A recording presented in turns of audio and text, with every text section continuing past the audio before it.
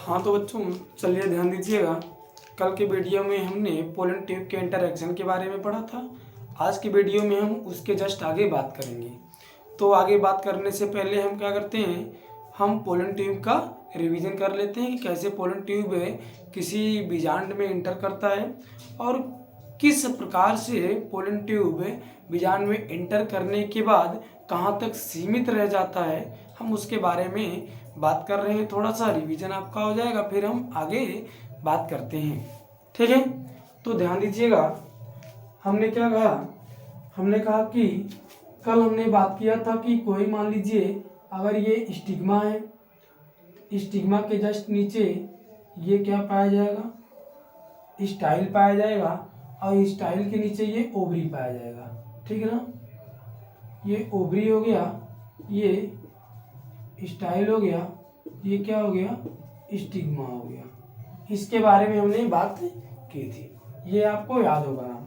यहाँ पे एक संरचना पाई जाती है जिसे हम क्या कहते हैं, बीजांडासन या प्लासेंटा कहते हैं। प्लासेंटा कहते हैं। प्लासेंटा के ऊपर कुछ ऐसी संरचना पाई जाती है जिसे हम क्या कहते हैं, बीजांड कहते हैं। ठीक है ना, इसे हम क्या कहते हैं, ओव्यूल कहते हैं। ओव्यूल हो गया। ओव्यूल की अगर मूल रूप से परिपक्व संरचना बनाएं तो कुछ इस प्रकार से संरचना बनेगी, परिपक्व संरचना। ध्यान दीजिएगा, ये क्या है, यह एक एम्ब्रियोसेक है जो 7 कोश की 8 केंद्र की अवस्था है। और उसके बारे में बात करें, फिर इसके चारों तरफ एक ये संरचना पाई जाएगी जिसे हम क्या कहते हैं, इसे हम न्यूसेलस कहते हैं। ये क्या है, न्यूसेलस है। फिर न्यूसेलस के चारों तरफ एक ऐसा इनर इंटेगुमेंट पाया जाएगा, फिर उसके बाद आउटर इंटेगुमेंट पाया जाएगा। तो यहाँ तक हमने पढ़ा था। हमने कहा था कि कोई यदि परागकण स्टिग्मा के ऊपर आके चिपक जाता है तो ये क्या करता है, स्टिग्मा पर जो शर्करा पाई जाती है उसको अवशोषित करेगा। जब शर्करा को अवशोषित करता है तो इसमें जो इंटाइन लेयर होती है फूल जाती है और वो पोलन ट्यूब का निर्माण करती है। मान लीजिए ये पोलन ट्यूब का निर्माण कर रही है। तो ये पोलन ट्यूब अब बीजांड में कैसे एंटर करेंगे, हम उसी के बारे में बात कर रहे हैं। पोलन ट्यूब के अंदर जो कंटेंट मटेरियल है वो कहाँ तक सीमित रहेगा बीजांड में इंटर करने के बाद, हम उसी के बारे में बात कर रहे हैं। ठीक है, तो ये बीजांड में हमने क्या कहा था, हमने कहा था कि कोई पोलन ट्यूब होता है वह बीजांड में कहीं से भी इंटर कर सकता है, चाहे ये चलागा वाला साइड हो, चाहे माइक्रोपाइल साइड हो। ठीक है ना, या फिर हम बात कर लें कोई अन्य भाग हो, मतलब बीजांड में पोलन ट्यूब की एंट्री कहीं से भी हो सकती है। ठीक, लेकिन अगर हम बात करें इस एम्ब्रियोसेक में, अब इस एम्ब्रियोसेक का हम फिगर अलग से बना रहे हैं आपके लिए, ध्यान दीजिएगा। ये क्या है, कोई एक ठीक ना एम्ब्रियोसेक है। एम्ब्रियोसेक के बारे में अगर हम बात करें तो यहाँ पे ध्यान दीजिएगा, कुछ इस प्रकार की कोशिकाएं आपको दिखाई देंगी। जो कोशिकाएं दिखाई दे रही हैं, ठीक है, उसके बारे में बात करें तो ये जो कोशिका है ऊपर आपको, इसे हम एग सेल कहते हैं। ठीक है ना, और ये जो नीचे कोशिका दिख रही है इसमें कुछ ऐसे फिंगर लाइक स्ट्रक्चर के पाए जाते हैं जिसे हम फिलीफॉर्म एपरेटस कहते हैं। इसका बहुत महत्वपूर्ण रोल है। इन दोनों कोशिकाओं को हम क्या कहते हैं, सिनर्जिड कहते हैं। ध्यान दीजिएगा, सिनर्जिड सहायक कोशिका, हिंदी लिख रहे हैं सहायक कोशिका, इसे हम क्या कहते हैं, सहायक कोशिका। चलिए सिनर्जिड, ये ब्रैकेट में कर दीजिए, सही है, सिनर्जिड सेल कहते हैं। अब क्या कह रहे हैं हम, सिनर्जिड सेल के अंदर क्या पाया जाता है, फिलीफॉर्म एपरेटस पाया जाता है जो फिंगर लाइक स्ट्रक्चर होता है। ये क्या करता है, ये कुछ कीमोट्रोपिक सब्सटेंस रिलीज करता है, मतलब क्या, कुछ रासायनिक पदार्थ रिलीज करता है जिसकी वजह से पोलन ट्यूब बीजांड में तो कहीं से एंटर करेगा। लेकिन यदि हम इसके बारे में बात करें तो इसमें सिर्फ ये सहायक कोशिका, मतलब क्या कि ये जो फिलीफॉर्म एपरेटस है इसके द्वारा कुछ रासायनिक पदार्थ स्रावित किए जाएंगे। ये रासायनिक पदार्थ क्या करेंगे, इस पोलन ट्यूब को इंडिकेट करते हैं। इंडिकेट करने का मतलब क्या, इस पोलन ट्यूब को, ठीक ना, एक रासायनिक पदार्थ रिलीज करके इंडिकेट ये करते हैं कि पोलन ट्यूब की एंट्री एम्ब्रियो सेक में सिर्फ सहायक कोशिका की साइड से होगी, बाकी और कहीं से नहीं हो सकती। तो उसके बारे में ये कौन बता रहा है, फिलिफॉर्म एपरेटस बता रहा है, ठीक ना, कि पोलन ट्यूब कहाँ से एंटर करना है, कहाँ पे, इस एम्ब्रियो सेक के अंदर। अगर हम इसको पूर्ण रूप से बनाएं इसकी संरचना, तो ये कुछ इस प्रकार से है, ठीक है ना। नामकरण करते हैं तो इसे हम क्या कहते हैं, एंटीपोडल या प्रतिमुखी कोशिका। इसे क्या कहते हैं, एंटीपोडल या प्रतिमुखी कोशिका। इसे हम ध्रुवीय केंद्रक कहते हैं, ध्रुवीय केंद्रक कहते हैं, ठीक है ना। अब ध्यान दीजिएगा, इसके बारे में तो हमने बहुत विस्तृत बातें कर ली थी। अब क्या होता है, कोई पोलन ट्यूब है, पोलन ट्यूब मान लीजिए इंटर कर गई, इंटर करने के बाद ये एम्ब्रियो सेक में आया ये पोलन ट्यूब, ठीक है ना। इसके पास क्या क्या था, चलिए ध्यान दीजिएगा, ये कायिक केंद्रक था, कायिक केंद्रक था इसके पास, ठीक है ना। उसके साथ साथ में ये फर्स्ट मेल गैमीट था, ये कौन सा था, सेकेंड मेल गैमीट, ठीक है ना। ये इनके पास कुछ इतने मटेरियल थे, ठीक। अब ये क्या होगा, कायिक कोशिका ये इसमें जाएगा, पोलन ट्यूब किसी एक सहायक कोशिका में इंटर करेगा, उसके बाद इसके पास जो भी कंटेंट मटेरियल होता है इसके सहायक कोशिका के साइटोप्लाज्म में उसको छोड़ देता है। सहायक कोशिका के साइटोप्लाज्म में यहाँ पे छोड़ दिया गया, ठीक है ना। जब छोड़ दिया गया तो यहाँ पे अब ध्यान दीजिएगा, ये मान लीजिए क्या है, कायिक केंद्रक है, और इसी के साथ साथ में ये दो नरयुग्मक हो गए, ठीक है ना, फर्स्ट और सेकंड वाले। तो कायिक केंद्रक यहीं पे डिजनरेट हो जाता है, पोलन ट्यूब इसके आगे भी नहीं जाती है, सिर्फ यहीं तक सीमित रहती है। कहां तक, सिर्फ कायिक कोशिका के साइटोप्लाज्म तक ही सीमित रहती है, ठीक है।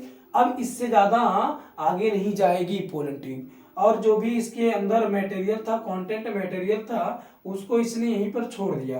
कहां पे छोड़ा है, सिनर्जिड सेल के साइटोप्लाज्म में, कोशिका द्रव में। अब ये जो हमने क्या कहा, इसमें इसके पास क्या क्या क्या था, कायिक केंद्रक था, फर्स्ट मेल गैमेट था, सेकेंड मेल गैमेट था। कायिक केंद्रक यहीं पे वेजिटेटिव न्यूक्लियाई क्या होगा, यहीं पे ये नष्ट हो जाएगा, खत्म हो जाएगा, विलुप्त हो जाएगा। बचेगा क्या, ये दो बचे हैं, first male gamete, second male gamete. First male gamete और सेकेंड मेल गैमेट अब रिएक्ट करते हैं कुछ, और ये बहुत अच्छी तरीके से रिएक्ट करते हैं, और क्या करते हैं आगे ध्यान दीजिएगा, ठीक। तो चलिए ध्यान दीजिएगा, अब इसके बारे में हम थोड़ा विस्तृत अच्छी तरीके से पढ़ते हैं, ठीक है। तो हमने क्या कहा, अब ये यदि पहला नरयुग्मक इस एक सेल के साथ में फर्टिलाइजेशन क्रिया करे, तो हम क्या लिख रहे हैं यहाँ पे, हम लिख रहे हैं, ध्यान दीजिएगा, first male gamete, first male gamete plus, plus क्या है, एग सेल, मतलब पहला मेल गैमीट, ये जो मेल गैमीट है ये इसके साथ में क्या करेगा, फर्टिलाइजेशन क्रिया करेगा। जब फर्टिलाइजेशन क्रिया करेगा तो इसके द्वारा क्या बनेगा, जाइगोट बनेगा। क्या बनेगा, जाइगोट, जिसे हम क्या कहते हैं, ठीक, युग्मनज कहते हैं, जिसे हम युग्मनज कहते हैं, ठीक है ना, ये बनेगा। तो हमने क्या लिखा, हमने लिखा प्रथम मेल गैमीट प्लस क्या रहेगा, प्लस एग सेल रहेगा, प्लस एग सेल, ठीक है ना। ये दोनों मिलकर क्या बना रहे हैं, जाइगोट बना रहे हैं। ध्यान दीजिएगा, मेल गैमीट की प्लॉइडी लेवल क्या है, n है, एग सेल की प्लॉइडी लेवल क्या है, n है, तो इसकी प्लॉइडी लेवल कितनी हो जाएगी, 2n होगी। और जाइगोट ही परिपक्व होके क्या बनाएगा, सीड बनाएगा। मतलब बीज का निर्माण किसके द्वारा किया जा रहा है, तो जाइगोट के द्वारा किया जा रहा है। बातें समझ में आई। फिर उसके बाद देखिए, अभी हमने क्या किया है, हमने कहा कि फर्स्ट मेल गैमेट एक सेल के साथ में फर्टिलाइजेशन की क्रिया करेगा, जिसकी वजह से बीज का निर्माण होगा, मतलब जाइगोट परिपक्व होकर बीज का निर्माण करेगा। तो ये चीजें हमने पढ़ी। अब उसके बाद यहाँ पे देखिए, दो मेल गैमेट था ना भैया, तो एक ही मेल गैमेट अभी इसमें पार्टिसिपेट किया, अभी एक मेल गैमेट बचा हुआ है। जो एक मेल गैमेट बचा हुआ है, ये मेल गैमेट अब ये ध्रुवीय केंद्रक के साथ में, ठीक ना, त्रिक संलयन की क्रिया करेगा। फिर से सुनिए, हमने क्या कहा, हमने कहा कि फर्स्ट मेल गैमेट एक सेल के साथ में फर्टिलाइजेशन की क्रिया कर रहा है, जिसकी वजह से क्या किसका निर्माण हो रहा है, जाइगोट का निर्माण हो रहा है। और जाइगोट का जब निर्माण हो रहा है तो जाइगोट ही आगे क्या करेगा, जाइगोट आगे परिपक्व होके सीड के रूप में परिवर्तित होगा। इतनी चीजें समझ में आई। फिर यहाँ पे अभी एक मेल गैमीट बचा हुआ है, दूसरा वाला, ठीक ना। यह आपका एक जो मेल गैमीट सेकेंड वाला बचा हुआ है, ये ध्रुवीय केंद्रक के साथ, पोलर न्यूक्लियाई के साथ में क्या करेगा, त्रिक संलयन की क्रिया करेगा। चलिए ध्यान दीजिएगा क्या करेगा ये, यहाँ पे हम लिख रहे हैं ये सेकेंड मेल गैमीट प्लस क्या है यहाँ पे, पोलर न्यूक्लियाई है। पोलर न्यूक्लियाई दोनों मिलकर क्या बनाते हैं, पेन बनाते हैं। ध्यान दीजिएगा, दोनों मिलकर क्या बना रहे हैं, यहाँ पे पेन बना रहे हैं। पेन का मतलब क्या होता है, प्राइमरी इंडोस्पर्मिक न्यूक्लियाई। क्या बनाएंगे, प्राइमरी, ठीक ना, इंडोस्पर्मिक न्यूक्लियाई, ठीक है ना, ये इसका निर्माण कर रहे हैं। फिर से सुनिएगा, हमने क्या कहा, सेकेंड मेल गैमीट, ठीक ना, और ध्रुवीय केंद्रक जो सबसे एम्ब्रियो की सबसे बड़ी कोशिका होती है जिसकी प्लॉइडी लेवल 2n होता है, इसकी प्लॉइडी लेवल क्या होगी, n होगी, ठीक ना। इसमें देखिए दो केंद्रक पाए जा रहे हैं इसलिए इसकी प्लॉइडी लेवल 2n है, इसमें एक ही केंद्रक पाया जाता है, ठीक ना, इसलिए इसकी प्लॉइडी लेवल n होती है। तो ये 2n और n मिलके कितना बनाते हैं, 3n बनाते हैं। कैसे बनाते हैं, चलिए ध्यान दीजिएगा, यहाँ पे अगर लिखेंगे तो इसकी प्लॉइडी लेवल कितनी होगी, इसकी प्लॉइडी लेवल सिर्फ n रहेगी, इसकी प्लॉइडी लेवल कितनी होगी, 2n होगी। तो ये n और 2n मिलकर क्या हो जाएंगे, ये 3n हो जाएंगे, ठीक है ना। तो ये पेन की प्लॉइडी लेवल क्या होगी, 3n होगी। तो ये आपका इस प्रोसेस को हम क्या कहते हैं, त्रिक संलयन कहते हैं, ठीक ना, या ट्रिपल फ्यूजन कहते हैं।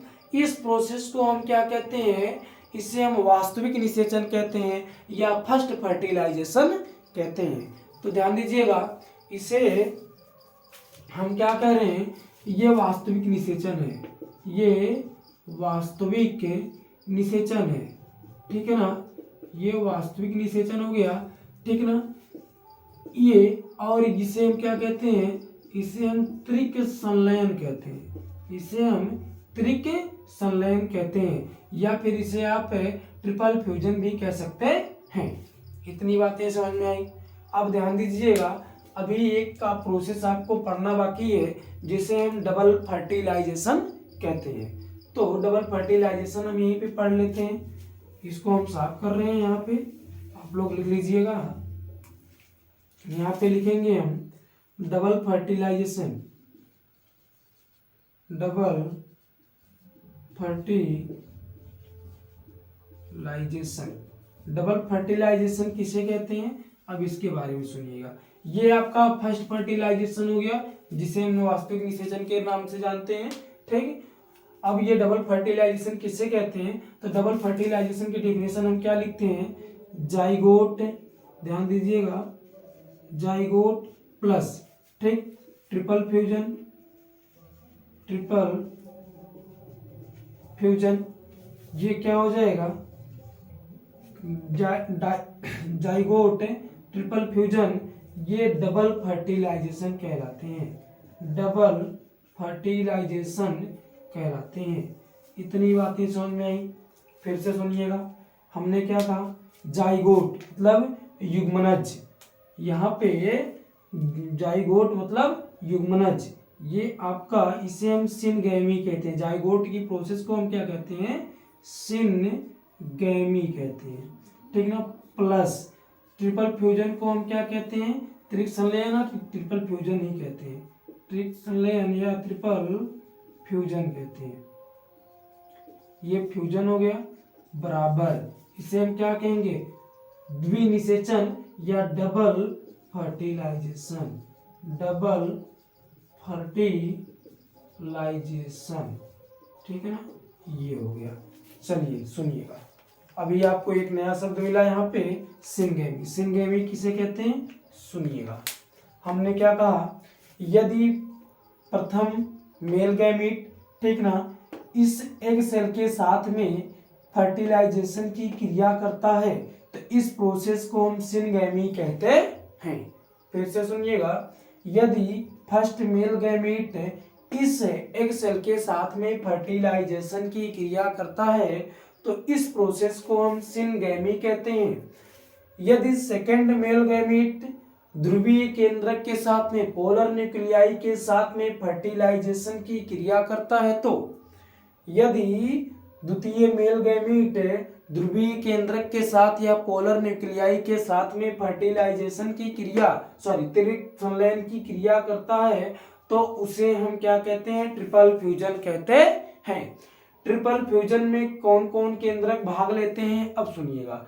ट्रिपल फ्यूजन में आपका सेकंड मेल गैमीट और ये जो आपकी ध्रुवीय ठीक ना केंद्रक हैं, इनमें दो केंद्रक जो पाए जाते हैं ये दोनों भाग लेते हैं तो ये इसकी प्लॉइडी लेवल कितनी हो जाती है, 3n हो जाती है। लेकिन यदि अगर हम बात करें फर्स्ट फर्टिलाइजेशन में तो फर्स्ट मेल गैमीट में एक केंद्रक भाग लेगा और एक सेल में एक केंद्रक भाग लेगा तो दोनों मिलकर कितने हो जाएंगे, 2n हो जाएंगे, ठीक ना। यहाँ पे दो की क्या हो जाएगा, 2n हो जाएगा। ये हैप्लॉइड है, ये भी हैप्लॉइड है, ये क्या डिप्लॉइड हो गया, ये हैप्लॉइड है, ये डिप्लॉइड है, ठीक ना। ये ट्रिप्लॉइड हो गया, हैप्लॉइड डिप्लॉइड ट्रिप्लॉइड हो गया, ठीक है ना। जिसे हम क्या कहते हैं, प्राइमरी इंडोस्पर्मिक, ठीक ना, प्राइमरी इंडोस्पर्मिक न्यूक्लियाई कहते हैं, जिसे हम पेन नाम दिया हमने, ठीक ना। उसके बाद हम डबल फर्टिलाइजेशन पढ़ते हैं। डबल फर्टिलाइजेशन किसे कहते हैं, जब सिनगैमी और ट्रिपल फ्यूजन को एक साथ जोड़ दिया जाए तो उस प्रोसेस को हम क्या कहते हैं, डबल फर्टिलाइजेशन कहते हैं। फिर से सुनिएगा, जब सिनगैमी और ट्रिपल फ्यूजन को एक साथ जोड़ दिया जाए तो उसे हम डबल फर्टिलाइजेशन कहते हैं।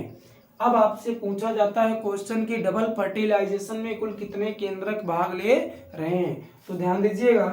डबल फर्टिलाइजेशन में यहाँ पे अगर हम लिखें तो सिनगैमी में कितने केंद्रक, 2 केंद्रक, ट्रिपल फ्यूजन में कितने केंद्रक, 3 केंद्रक, तो डबल फर्टिलाइजेशन में कुल कितने केंद्रक, 5 केंद्रक। हो गया कि नहीं हो गया, फिर से देख लीजिए कैसे कैसे। सिनगैमी में हमने 2 केंद्रक कौन कौन सा लिखा है, एक आपका फर्स्ट मेल गैमीट का हो गया, एक सेल का हो गया, तो 2 हो गया कि नहीं हो गया, क्यों, क्योंकि इसी की प्रोसेस को हम क्या कहते हैं, यहाँ पे जो आप जाइगोट लिखे हैं, जाइगोट की बनने की प्रोसेस को हम सिनगैमी कहते हैं। क्या कहते हैं, सिनगैमी कहते हैं। मतलब फर्स्ट मेल गैमीट प्लस एक सेल दोनों, ये दोनों की संलयन की क्रिया को हम सिनगैमी कहते हैं, जिसकी वजह से जाइगोट का निर्माण हो रहा है, जिसकी प्लॉइडी लेवल 2n जो परिवर्तित होकर सीड का निर्माण करेगा।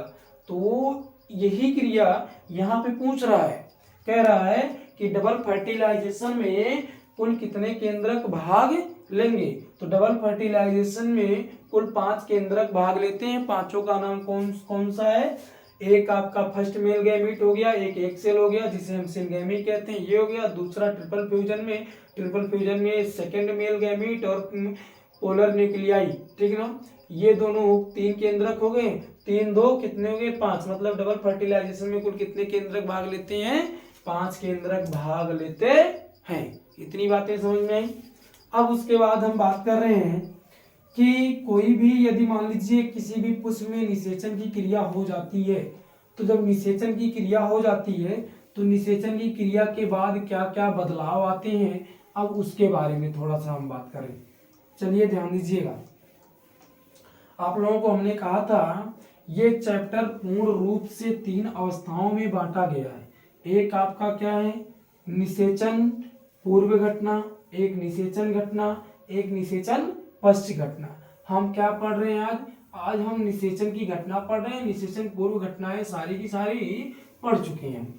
तो यदि हम बात कर लें निषेचन की घटनाओं के बारे में, तो निषेचन की घटनाएं कहाँ पे हो रही हैं, किसी भी पुष्प के कार्पल वाले भाग में जो अंडाशय पाया जाता है, अंडाशय के अंदर जो बीजांड पाया जाता है, बीजांड में एम्ब्रियो से जो भ्रूण कोष पाया जाता है, भ्रूण कोष में उपस्थित एग सेल, ठीक ना, उससे जाके मेल गैमीट क्या करेगा, फ्यूजन की क्रिया करेगा, संलयन की क्रिया करेगा, जिसकी वजह से क्या होगा, वहां पे फर्टिलाइजेशन क्रिया संभव होगी।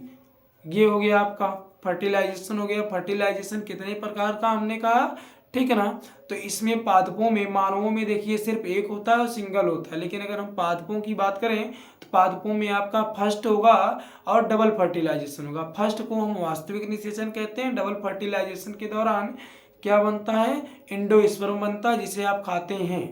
ठीक, एंडोस्पर्म कौन सा बनता है हम उसके बारे में बात करेंगे भी। मुख्य रूप से एंडोस्पर्म 3 प्रकार के होते हैं। एक आपका होता है केंद्रकीय, एक होता है कोशिकीय, एक होता है हेलोबियल। केंद्रकीय किसे कहते हैं, कोशिकीय किसे कहते हैं, हेलोबियल किसे कहते हैं, उसके बारे में भी डिटेल में बातें की जाएंगी। तो ये आपको हमारे ख्याल से निषेचन समझ में आया होगा। अब हम बात कर लें कि निषेचन जब हो जाता है तो निषेचन होने के बाद क्या क्या परिवर्तन आते हैं उसके बारे में थोड़ा सा हम बात करेंगे, ध्यान दीजिएगा। अब मान लीजिए कोई एक ये एम्ब्रियो सेक था, भ्रूण कोश था, इसमें ये सिनर्जिड सेल थी, ठीक है ना। और ये क्या है, जाइगोट बन गया। ये कोशिकाएं धीरे धीरे इसको एनर्जी प्रोवाइड करवाते करवाते खत्म हो जाएंगी। ये क्या बन गया, ये पेन बन गया।